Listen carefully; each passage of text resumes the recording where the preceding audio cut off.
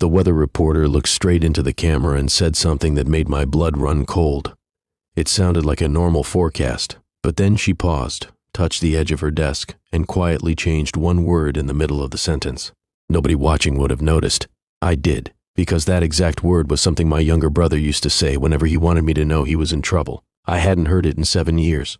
My brother Daniel disappeared when he was 26. The police called it a voluntary disappearance because there was no sign of a struggle, and his car was found near a bus station. I never believed he simply walked away. My parents eventually stopped talking about him. My father said we had to accept reality. My mother kept his old jacket in a closet and cried whenever she thought nobody was looking. I was the only one who kept searching. That night, I was sitting alone in my apartment when the weather report came on. I wasn't even paying attention.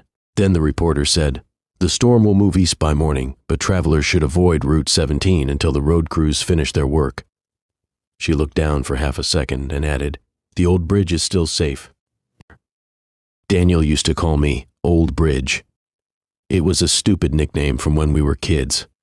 Whenever one of us was scared, the other would say, "Meet me at the old bridge." It meant, "I'm here, don't give up."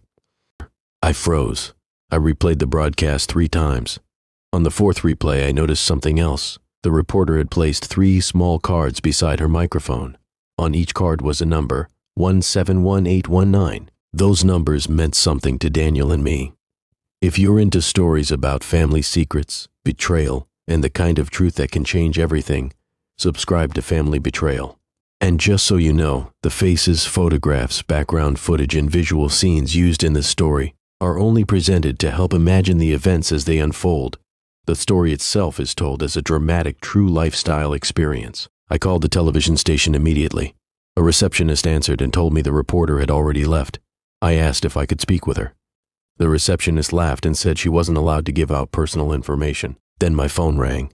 Unknown number. I answered, but nobody spoke. I almost hung up when I heard 3 knocks through the phone. Knock, knock, knock. Daniel had a habit of tapping 3 times whenever he wanted my attention. My hands started shaking. A man's voice finally whispered, "If you really are Mark, don't call the police." Then the line went dead. I didn't sleep that night. By midnight, I had packed a small bag and was sitting in my car. I didn't know who had contacted me, where they wanted me to go, or whether I was walking into a trap. But I knew one thing. Someone had used Daniel's message, and if my brother was somehow alive, I had already wasted 7 years. I drove across the state before sunrise. The numbers led me to a small town I had never visited. Route 17 took me toward an abandoned roadside motel that had been closed for years. The place looked exactly like something nobody would notice from the highway. Broken sign, empty parking lot, dark windows. I checked the number on the door, 42. My heart nearly stopped. I knocked 3 times. Nothing. I knocked again. A voice came from inside. "Mark?" I couldn't answer. The door opened slowly. A woman stood there. She was the weather reporter. For a second, neither of us spoke. Then she said, "You actually came." I asked the only question I could think of. "Where is my brother?" Her face changed. "He's alive." I felt my knees weaken. 7 years of anger, grief, confusion, and hope crashed into me at once. I wanted to laugh. I wanted to cry. I wanted to scream at someone. Instead, I asked, "Why didn't he come home?" The reporter, whose name was Rachel, looked toward the hallway. "Because he couldn't." She led me into a small room where an old man was sitting near a window. I didn't recognize him at first. Then he turned around. It was Daniel, older, thinner. His hair had turned gray around the sides, but his eyes were exactly the same. I stood there unable to move. He whispered my name. I walked toward him, and for a moment I forgot every question I had prepared during the drive. I just hugged my brother. He held me tightly. Neither of us said anything. When we finally separated, I looked at him and asked, "What happened?" Daniel looked at Rachel. Then he said, "Dad lied to you." My stomach dropped. Our father had died 2 years earlier. Daniel explained that 7 years ago he had discovered something hidden in our father's business records. Money had been disappearing from several accounts. At first, Daniel thought our father was stealing from his own company. Then he discovered that someone else had been using his identity. The person responsible was our father's business partner, a man named Victor. Daniel had confronted Victor. That was the night he disappeared. Victor had threatened him and convinced him that if he went to the police, our family would be destroyed. Daniel believed the threat because Victor showed him documents that made it look like Daniel had been involved in the financial crimes Daniel ran. He thought disappearing would protect me and our mother. But there was another secret. Our father knew. He had discovered what Victor was doing and tried to stop him. Instead of telling the family, he made a deal to protect Daniel. The deal failed. Daniel spent years moving from place to place, afraid that coming home would put me in danger. I couldn't believe it. I asked him why he never trusted me enough to tell me. He looked down.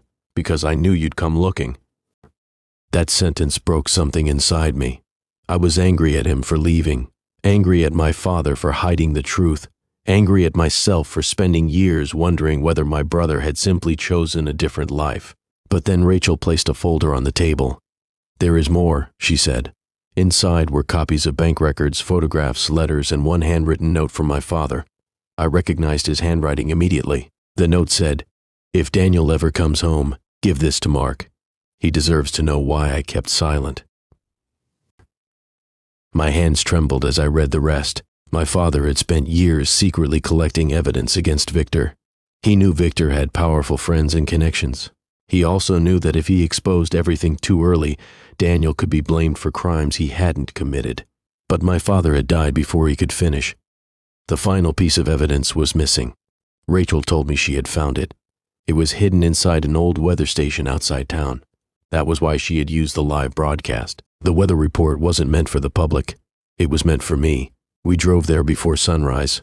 Inside the abandoned station, Daniel found a metal box hidden behind an electrical panel. My father's initials were scratched into the lid. Inside was a small flash drive. That tiny piece of plastic contained years of financial records and recorded conversations. But there was one recording that changed everything. Victor's voice was clearly heard discussing the plan to frame Daniel. Then another voice appeared. Our father. My father said, "If anything happens to me, my sons need to know the truth." I had to stop the recording. I couldn't breathe. For years I had believed my father had abandoned Daniel. Instead, he had been trying to protect him. Daniel put his hand on my shoulder. "I hated him for years," he whispered. "So did I answered. Neither of us knew what to say after that. We took the evidence to the authorities. Victor was eventually investigated, and the records were enough to reopen the old case. The truth didn't erase the 7 years we had lost, but it finally gave those years a reason. A few months later, Daniel moved back home. My mother cried when she saw him. She kept touching his face like she was making sure he was real. I thought that would be the happiest moment of my life. But the truth is, happiness didn't arrive all at once. We had to rebuild everything. Daniel had to learn how to be my brother again. I had to learn how to stop blaming myself. And my mother had to learn that losing someone and finding them again can both hurt in completely different ways. Sometimes Daniel and I still argue about the past. Sometimes I wish he had trusted me. Sometimes he wishes he had come home sooner. But every Sunday morning we meet at the same little diner near the highway. There is an old wooden bridge behind it. We sit there afterward and talk. The funny thing is, we never call it by its real name. We call it the Old Bridge.